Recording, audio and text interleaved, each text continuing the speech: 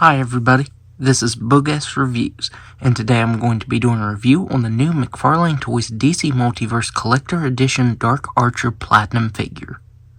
So before we take a look at the Dark Archer, let's go ahead and take a look at the accessories that he comes with. So first up, he comes with your new standard DC Multiverse base. You get the new DC logo done in silver right there to indicate it's a platinum. Up next, you get his data file. If you want to read that, go ahead and pause that now. Up next, he comes with his quiver and his arrows. All of his arrows are sculpted together, and they just kind of peg into the bottom of this. And I think that looks pretty good. It gives the illusion that there's multiple arrows in there. My biggest complaint with this, though, is it won't stay on his back. It is extremely loose. I'm definitely going to have to glue this down on his back because it is constantly falling off. And finally, he comes with his bow, and this bow is a reuse from Arsenal, which a lot of the figures actually a reuse of too. And I think this looks decent enough. I wish it would have had some sort of paint detail over it, and I wish it would have had real string. It irritates me when companies give us an Archer figure like this, and then give this ugly plastic string. I mean, you can't actually pull it back at least, but I think it looks ridiculous when you do. So yeah, this could have been executed a lot better. So now, let's go ahead and take a look at his head sculpt. So taking a look at this head sculpt, I think this could have been a great head sculpt, but the decision to make him smirk, I just don't like that. I think he should have had an angry head. I remember a panel of him in this outfit where he's screaming, and I wish that was what his head sculpt would have been. So you get this scarring on the left side, and I think that actually looks really good. How that pinkish color kind of fades into the skin tone, and you get the raised texturing with that light pink color. I think that looks really good. But I just hate this smirk that he has on his face. I just don't like that at all. I feel like this is also like their attempt at painting some 5 o'clock shadow on him. And it just looks really funny to me. Now the hair is sculpted really nicely, and it's really sharp, like right here. I'm not sure why they made it so sharp. You should never feel pain when you're trying to move a head sculpt around. So yeah, this head sculpt could have been great, but it's not. So taking a look at the rest of the figure, you can see that most of the parts on this figure are a reuse from Arsenal, which it doesn't bother me. I think that's actually a pretty smart reuse of this body mold. You know, every company does reuse. I just feel like they should have given him a new left arm. They left it smooth so they could reuse that, and I really don't like that.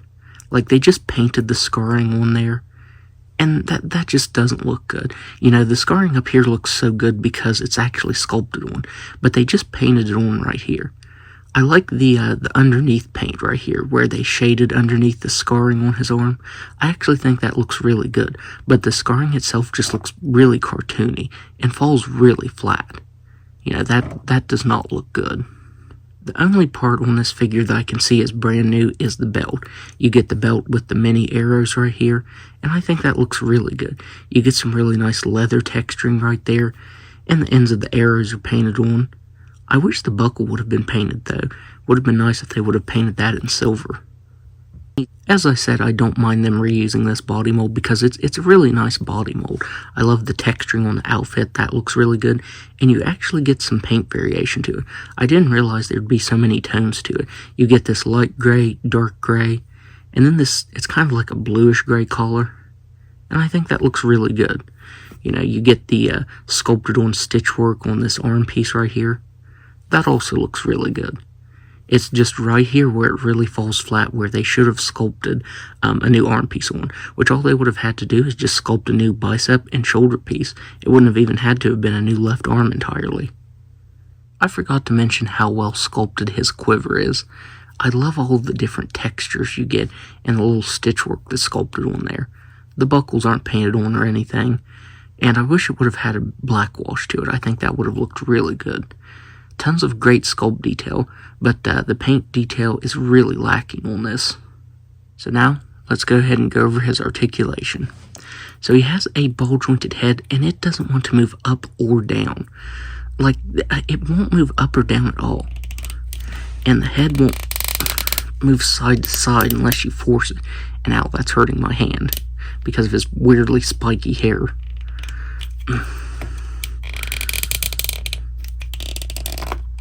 that's an awful noise when I'm moving that around, and this quiver is about to fall off.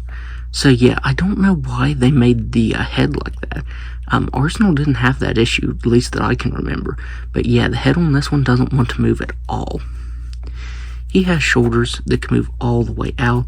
I don't think he has any butterfly joints up in there. He has swivel at the bicep, double jointed elbows that can bend all the way in, wrists that can move up and down and spin all the way around. He has a ball jointed diaphragm and waist that can move back all the way. It can move forward just a little bit. He can move side to side up here, as well as at the waist, and all the way around. He has hips that can do a complete split. He can kick forward all the way. Why did they give him skin-collared pegs? I'm just now noticing that.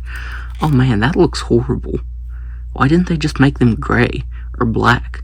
You know, not such a noticeable color. I don't know how I'm just now noticing that, but that looks horrible. But anyways, he can kick forward all the way, back all the way. Thigh swivel's pretty hindered. He has double jointed knees that can move back that far, ankles that can move down all the way, up all the way, spin all the way around, and to articulation that can move up that far. So now, let's do some size comparisons. So first up here he is next to Arsenal. He shares most of his body mold with this figure. Here he is next to Green Arrow. And if I remember right, Green Arrow actually had an arrow that came with him. It's weird that they didn't repurpose his arrow and give to him.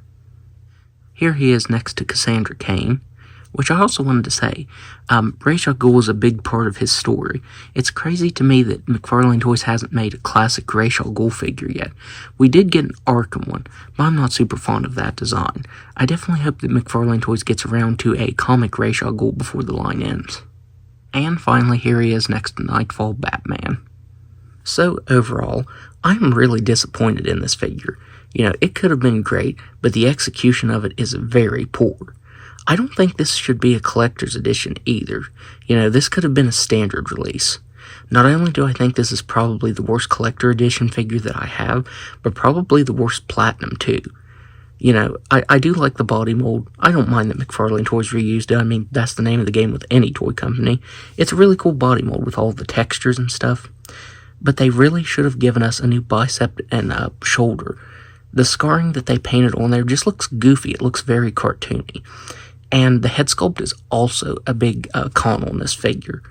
I'm not fond of that expression at all. You know, his expression should be a lot more serious. I just don't like that head sculpt at all. And the articulation is extremely hindered on that head. As I said, I don't remember Arsenal having that issue. But yeah, the head on this one just does not want to move.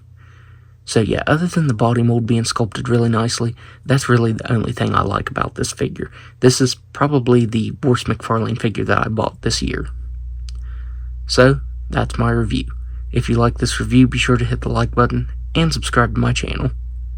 Thanks for watching.